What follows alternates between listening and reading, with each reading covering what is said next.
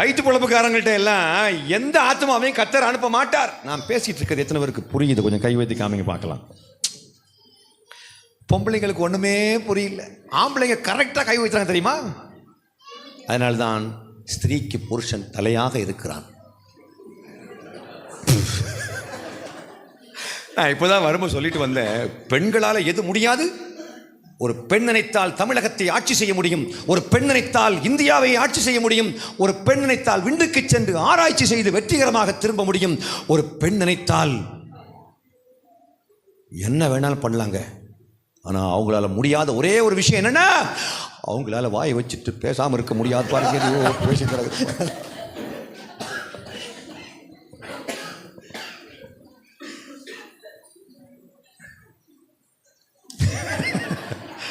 அப்படி சொல்லினா கூட அப்போ பேசியிருக்காரு பாருங்களா. ஏக்கா நல்லா இருக்கிறியாக்கா? ஏய், சர்ச்சுக்குள்ள பேசலாமா?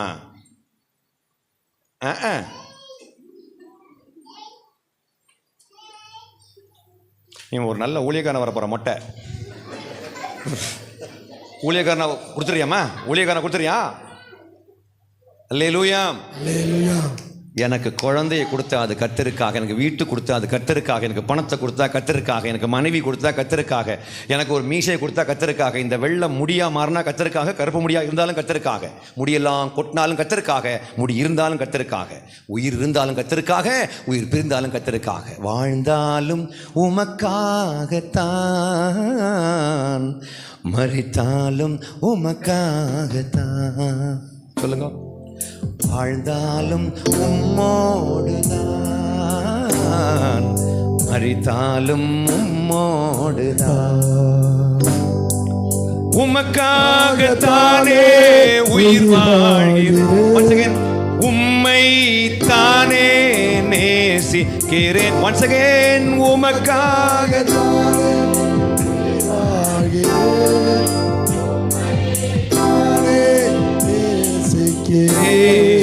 வாழ்ந்தாலும் உமக்காகத்தான்,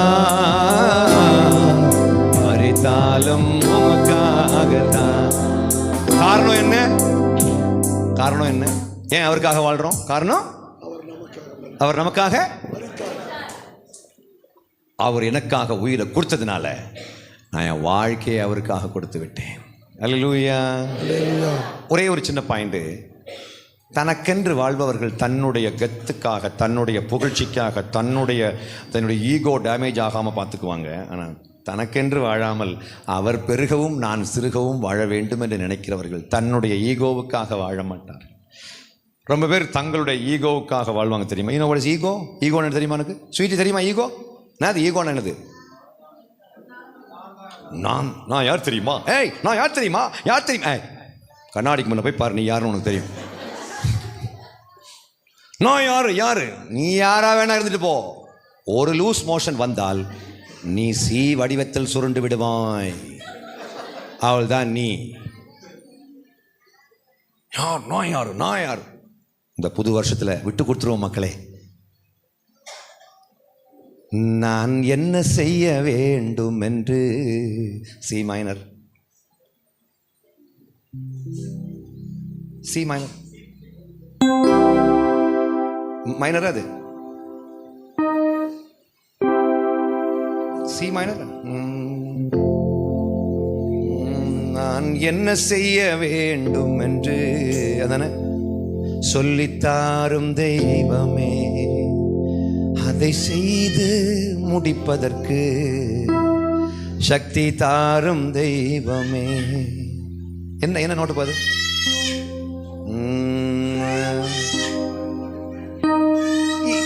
நான் என்ன செய்ய வேண்டும் என்று சொல்லித்தாரும் தெய்வமே, அதை செய்து முடிப்பதற்கு சக்தி தாரும் தெய்வமே.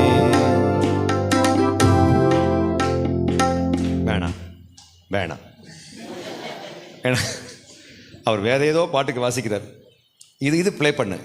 எதை நான் பேச வேண்டும் என்று கற்று தாரும் தெய்வமே. சொல்லுங்க. எதை நான் பேச வேண்டும் என்று கற்று சொல்லித்தாரும் தெய்வமே, எங்கு நான் செல்ல வேண்டும் என்று வழி நடத்தும் தெய்வமே. எங்கு நான் செல்ல வேண்டும் என்று வழி நடத்தும் தெய்வமே. நான் என்ன செய்ய வேண்டும் என்று சொல்லித்தாரும் தெய்வமே. அதை செய்து முடிப்பதற்கு சக்தி தாரும் தெய்வமே. அல்லேலூயா, அல்லேலூயா. நான் எப்படி வாழணும்னு எனக்கு சொல்லி கொடுத்துருங்கப்பா. கடைசியாக ஒரு மிக முக்கியமான விஷயம், இயேசுவுக்காக வாழ்கிறவர்கள் இயேசுவின் புகழ்ச்சிக்காக வாழ்வார்கள். ரோமர் 15:7 வாசிக்கலாம். ரோமர் 15:7 வாசிக்கலாம். கடவுளுக்கு புகழ்ச்சி உண்டாக, கிறிஸ்து நம்மை ஏற்றுக்கொண்டது போல, கிறிஸ்து பாவிகளாக இருந்த நம்மை ஏற்றுக்கொண்டது போல நீங்களும் ஒருவரை ஒருவர் ஏற்றுக்கொள்ளுங்கள். அப்படியாப்பட்டவங்களை எல்லாம் ஏற்றுக்கொள்ளுங்கள். அல்லேலூயா, அல்லேலூயா, அல்லேலூயா. கிறிஸ்து எப்படி இருக்கும்போது நம்ம ஏற்றுக்கொண்டார தம்பி? அந்த ஃப்ரண்ட்ல அந்த எல்லோ ஷர்ட், எல்லோ பிளாக், எப்படி இருக்கும்போது ஏற்றுக்கொண்டார் தம்பி? என்னப்பா சத்தமா சொல்லு. பாபே இருக்கும்போது ஏற்றுக்கொண்டார். சத்தமா சொல்லு கண்ணு. யாரா இருக்கும்போது? அவர் சொன்னதான் கரெக்ட். எப்படி இருக்கும்போது? நாத்தம் பிடிச்ச பாவியா இருக்கும்போது என்னை அவர் ஏற்றுக்கொண்டார் என்றால் நாம் எதற்காக அழைக்கப்பட்டிருக்கிறோம்? அந்த நாத்தம் பிடிச்ச பாவிகளை அப்படியே தூக்கி நெஞ்சில போட அழைக்கப்பட்டிருக்கிறோம். அல்லேலூயா, அல்லேலூயா. அம்பேத்கர் 6 லட்சம் தலித் மக்களை அழைத்து கொண்டு பௌத்த மதத்துக்கு போனார். ஏன் போனாருங்கிறது யாருக்காவது தெரியுமா? ఎవరికి తెలుసు? మీకు తెలుసా? நான் சொன்ன தமிழில் சொன்னது புரியுதா మీకు? நான் தமிழில் அம்பேத்கர் 6 லட்சம் மக்களை அழைத்து கொண்டு பௌத்த மதத்துக்கு போனார். இது அப்படியே தெலுங்குல சொல்லுங்க பாருங்க. అంబేద్కరు అంబేద్కర్కి తెలుగులో అంబేద్కరు. ఓకే చెప్పండి. అంబేద్కరు 6 లక్షల మందిని దళిత బౌద్ధ మతాన్ని తీసుకువెళ్ళారు. అంబేద్కర్ 6 లక్షల దళితుల్ని ఎందుకు బౌద్ధ మతానికి తీసుకొని పోయినారు? மச்சான் இவ்வளோ கெத்தா சொல்கிறான் பாத்தியா?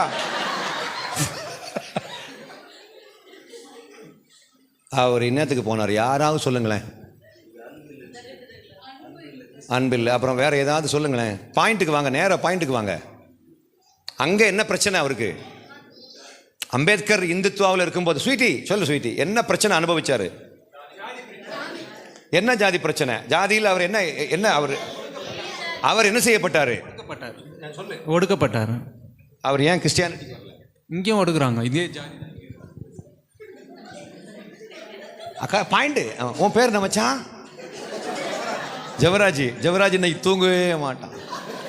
அகத்தினையா என்ன மச்சான்னு சொல்லிட்டாரா? நல்லா கவனமாக கவனிங்க. அம்பேத்கர் எங்கே வந்திருக்கணும்? அம்பேத்கர் எங்கே வந்திருக்கணும்ப்பா? ஹேய், அந்த மொட்டையை டீல் அவுட்டியா? அதாக பத்திரமா இருக்குது. அம்பேத்கர் எங்கே வந்திருக்கணுமா? கண்ணாடி அம்மா சொல்லுங்கம்மா. எங்கே வந்திருக்கணும்? உனக்கிட்டையும் என்கிட்டையும் வந்திருக்கணும். ஆனால் எங்கே போனாரு? காரணம் என்ன?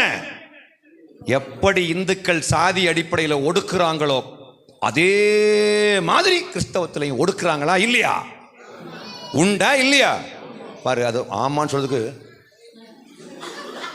இந்த மேட்ரு உனக்கு எப்படி தெரியும்? அதான் எல்லாருக்கும் தெரிஞ்சு போச்சா. ஒரு அம்மா திருநெல்வேலியில், பிரதர் நான் ஒரு கேள்வி கேட்பேன், நீங்கள் தப்பாக நினைக்கப்படாது. என்ன, நான் ஒரு கேள்வி கேட்கட்டா? கேட்கும்போதே இந்த மாதிரி சொன்ன உடனே புரிஞ்சுக்கிட்டேன், ஏதோ தப்பாக நினைக்கிற மேட்ரு ஏதோ உள்ள இருக்குது. கேளுங்கம்மா, என்ன பிரச்சனை? நீங்கள் என்ன ஜாதி பிரதர்? நான் சொன்னேன், இதெல்லாம் வெளியில் யார்ட்டையும் சொல்லக்கூடாது, கிட்ட வாங்க. ஆண் ஜாதி.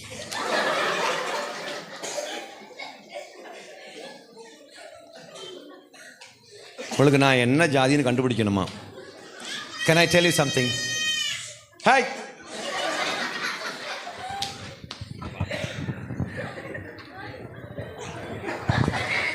இந்த மொட்டையை விட்டு நான் விலகுவதும் இல்லை. இந்த மொட்டையை கை இந்த மொட்டையை arrested, is under arrest now. நான் லிஸ்டன் டு மீ, நல்லா கவனமாக கவனிங்க, நல்லா கவனமாக கவனிங்க. அம்பேத்கர் எங்கே வந்திருக்கணும் ஆயா? யார் எந்த ஆன்மீகத்தோடு இணைந்திருக்க வேண்டும்? எந்த ஜோதியோடு கலந்திருக்க வேண்டும்? இயேசு ஜீவ ஜோதியோடு கலந்திருக்க வேண்டும். எங்க போனாரு? கடவுளே இல்லைன்னு சொல்றக்கூடிய ஒரு மாயாபுரியில் போய் மாட்டிக்கிட்டாரு. ஏன் தெரியுமா? ஏன்னா கிறிஸ்தவம் அதை விட மோசமாக இருக்குதுன்னு அர்த்தம். எத்தனை பேர் நினைக்கிறீங்க கிறிஸ்தவங்க சாதி பார்க்குறாங்களா இல்லையா? ஒரு அம்மா ஏன்னு சொல்கிறாங்க, நாங்கள் கம்மாள நாயுடு அப்படி. நான் சொன்னேன் கம்முன்னு போயிடு அப்படி.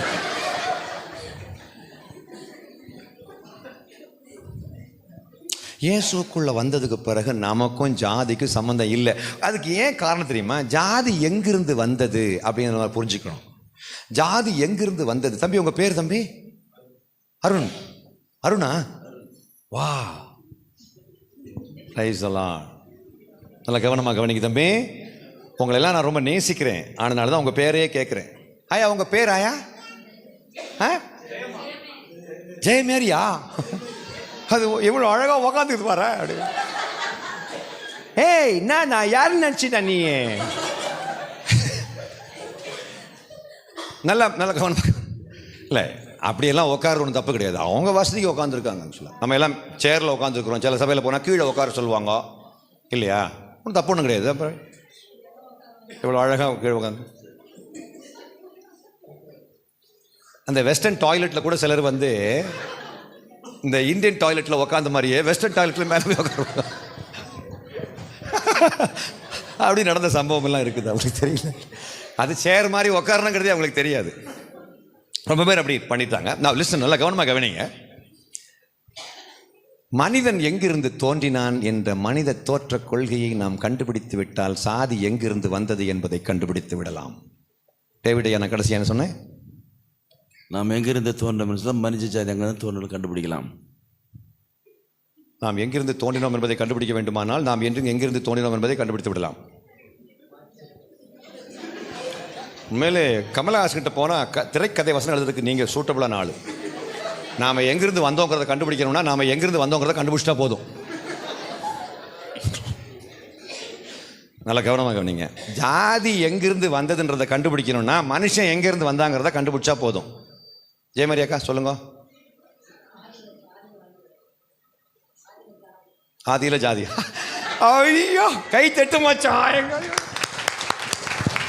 என்னது கை தட்டின? எங்க ஆயா சொல்லுது ஆதியில ஜாதி. ஜாதி எங்கிருந்து ஜாதி எங்கிருந்து வந்ததுன்னு கண்டுபிடிக்கணும்னா மனுஷன் எங்கிருந்து வந்தாங்கிறத கண்டுபிடிக்கணும். 3 விதமான மனுஷ தோற்ற கொள்கைகள் எனக்கு தெரியும். 1, மனிதன் குரங்கிலிருந்து தோன்றினான் என்று நாத்திகர்கள் சொல்றாங்க. நான் கடைசி என்ன சொன்னேன்?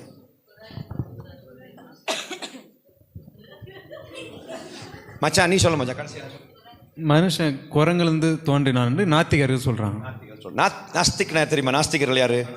கடவுள் இல்லைன்னு சொல்றோம். சாதுர்வர்ணியம் மயா சிருஷ்டம் குணகர்ம விபாகசக அப்படின்னு, சாதுர்வர்ணியம் மயா சிருஷ்டம் குணகர்ம விபாகசக அப்படின்னு பகவத்கீதை 4வது அத்தியாயத்தினுடைய 13வது ஸ்லோகம் சொல்கிறது. அதாவது மனிதனை வர்ண அடிப்படையில் நானே 4 வர்ணங்களாக பிரித்தே படைத்தேன் அப்படின்னு பகவான் சொல்றாரு அப்படின்னு பகவத்கீதை சொல்லுது. எப்படி 4 வர்ணம்? பிரம்மாவுடைய முகத்திலிருந்து வந்தவர்கள் பிராமணர்கள், அவருடைய தோள்பட்டையிலிருந்து வந்தவர்கள் சத்திரியர்கள், அவருடைய தொடையிலிருந்து வந்தவர்கள் வைசியர்கள், அவருடைய பாதத்தில் வந்தவர்கள் சூத்திரர்கள் அப்படின்னு வர்ண அடிப்படையில் கடவுள் பிரித்தே படைத்தார் அப்படின்றத பகவத்கீதை இந்துத்துவ புத்தகம் சொல்கிறது. இதை யாராவது நம்புறவங்க இருக்கீங்களா? இல்லை. ஆதாம் ஏவாள் மூலமாகத்தான் மொத்த உலக மக்களும் வந்திருக்கிறார்கள் என்று யூதர்களும் கிறிஸ்தவர்களும் இஸ்லாமியர்களும் நம்புகிறார்கள். இதை யார் நம்புறீங்க?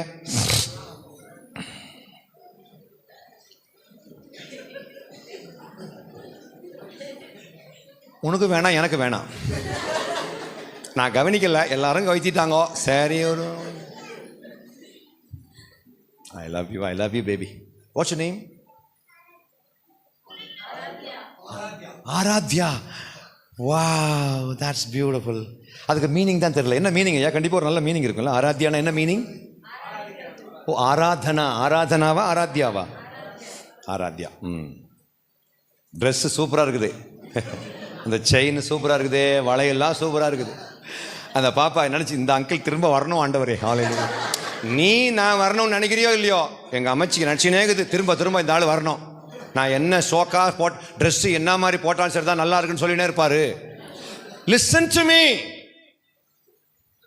மூன்றாவது கொள்கை என்ன தெரியுமா? ஆதாம் ஏவாள் மூலமாகத்தான் மொத்த உலக மக்களும் வந்திருக்கிறார்கள் என்ற மனித தோற்ற கொள்கை. இதை நம்புறவங்க தான் நம்ம எல்லாரும். நமக்கு ஜாதி உண்டா? ஆதாம் ஏவாள் மூலமாகத்தான் நம்ம வந்திருக்கோம்னாக்கா நாடாரு, செட்டியாரு, கோனாரு, விளங்காத போனாரு, முதலியாரு, ரெண்டாவது யாரு, மூணாவது யாரு, நாலாவது யாரு, இதெல்லாம் கிடையாது. இப்படி நான் சொன்னாலும் உங்கள் சர்டிஃபிகேட்டில் ஜாதி இருக்கா இல்லையா? அப்போ ஆக்சுவலாக வெளியில் நாம் கிறிஸ்தவ வேஷம் பூண்டிருந்தாலும் உள்ளுக்கு நாம் என்ன வாழ்க்கை தான் வாழ்கிறோம்?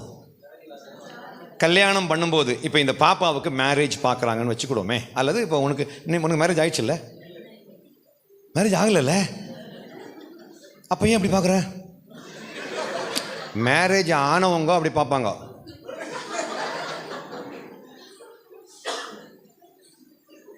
இறங்குமையா மனம், இறங்குமையா இறங்குமையா மனம், இறங்குமையா. இது கல்யாணம் பண்ணவங்களுடைய நிலைமை. அது ரொம்ப பேரை பார்த்துட்டேன். கல்யாணம் ஆகாதவங்க ஜாலியாக மச்சான் நல்லா இருக்கிறேன் மச்சான் ஜாலியாக இருப்பாங்க கல்யாணம் ஆகிறது வரைக்கும். கல்யாணம் ஆனதோட என்னால் முடியல பிரதர், நான் ஒரு ஓரமாக நல்லா வாழ்ந்துட்டு இருந்தேன், என்ன பூச்சி மாட்டி வச்சுட்டாங்க பிரதர். அப்படி நான் சொல்கிறேங்கிறதுக்காக நீ கல்யாணம் பண்ணாமல் இருக்கக்கூடாது. அவனவன் தன் சிலுவையை தூக்கி சுமக்க வேண்டும். அல்லேலூயா. நேரம் 10:40. செய்திகள் இத்துடன் நிறைவடையவில்லை. மிக முக்கியமான ஒரு இடத்துக்கு வந்திருக்கிறேன். நீயும் நானும் சாதியோடு சற்றும் சம்பந்தப்படாமல் இருக்கும்போது கல்யாணத்தில் நீ மாலாவா, நீ மாதியாவா, பறையரா, முதலியாரா, நாடாரா, கிறிஸ்தவ பிராமணரா, கிறிஸ்தவ நாடாரா, இல்லை இந்து, இப்படியெல்லாம் நாம் பிரிஞ்சு கிடக்கிறோம்னா இது சரியா தவறா? தவறுன்னு சொல்கிறவங்க மட்டும் கை வைத்துங்க பார்க்கலாம். கொஞ்சம் பேர் கை வைத்தல, அந்த பின்னாடி ஒரு அம்மா கை வைத்தல. ஏன் தெரியுமா? அவரை சாதி பார்க்காம கல்யாணம் பண்ணுவியான்னு கேட்பாரு. அப்போ நான் எப்படி கை வைத்துறது? நான் தான் மாலா வாச்சேன்.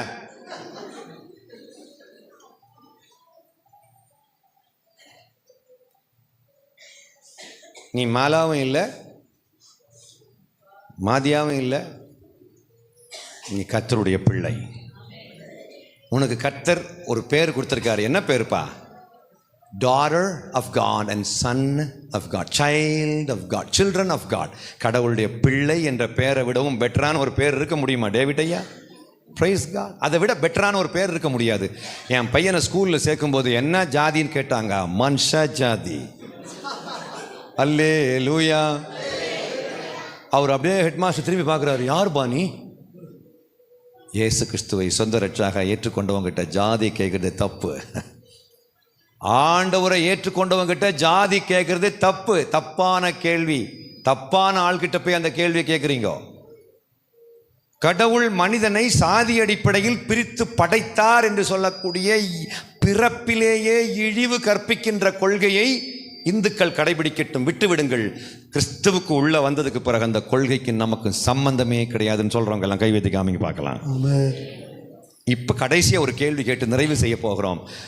என் பசங்களுக்கு, எனக்கோ என் பிள்ளைகளுக்கோ என் பேர பசங்களுக்கோ கல்யாணம் வரும் பொழுது என் வீட்டில் யாரு வேணா சாதி பார்க்கட்டும், நான் சாதி பார்க்க மாட்டேன். ஏன்னா நான் இயேசுவால் ரட்சிக்கப்பட்டிருக்கிறேன், நான் சாதி பார்க்க மாட்டேன். அப்படி சொல்றவங்க மட்டும் கை வைத்து காமிங்க பார்க்கலாம்.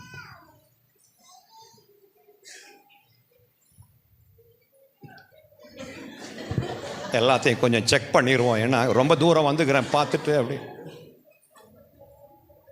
ஏய் கை வச்சுட்டா மச்சான். அவன் என்னை பார்த்து ஆசீர்வாதம் பண்ணுறான். நான் லிசன், உங்களை நான் ரொம்ப நேசிக்கிற மக்களே, வாழ்ந்த அவருக்காக வாழ்வோம். இப்போ ஒரு விஷயம் தெரியுமா, உலகத்தில் எனக்கு லாபமாக இருக்கிறத இயேசுவுக்காக நஷ்டம்னு தூக்கி குப்பை தொட்டியில் போடுறோம் பாரு, இதுதான் கிறிஸ்தவம். நமக்கு சில லாபமெல்லாம் இருக்குது, அது எல்லாத்தையும் எவ்வளவு தூரம் தூக்கி கிறிஸ்துவுக்காக குப்பையில் போடுறோமோ அவ்வளவு தூரம் நாம் கிறிஸ்துவுக்காக இணைந்து நிற்கிறோம். அவருடைய மகிமைக்காக வாழ்கிறோம்னு அர்த்தம். அவருடைய மகிமைக்காக வாழ்ந்தால் அவருடைய மகிமைக்காக நான் வாழ்வேன். அல்லேலூயா சொல்லலாமா? பிரசன்னா, வாழ்ந்தால் யாருக்காக வாழ போறீங்க? சத்தமா சொல்லுங்க பிரதர். உங்களுக்கு மேரேஜ் ஆயிடுச்சோ? மேரேஜ் ஆயிடுச்சு. அது நெத்தியில் எழுதி ஒட்டிக்குது பாரு. I love you all so much. நான் ஒரு புஸ்தகத்தை உங்களுக்கு இன்ட்ரடியூஸ் பண்ண போகிறேன். இது நான் எழுதிய புஸ்தகம். இந்த புத்தகத்துக்கு பேர் அன்புள்ளவர்கள் பிறரை கீழ் சாதி என்று புறக்கணிக்க முடியுமா. தமிழ் வாசிக்க தெரிஞ்சவங்க கைவைத்தி காமிங்க பார்க்கலாம். தமிழ் எனக்கு வாசிக்க தெரியும்னு சொல்கிறவங்க கைவைத்தி காமிங்கள. எழுப்பி நில்லுங்களேன். தமிழ் வாசிக்க தெரிஞ்சவங்க மட்டும் எழுப்பி நில்லுங்களேன்.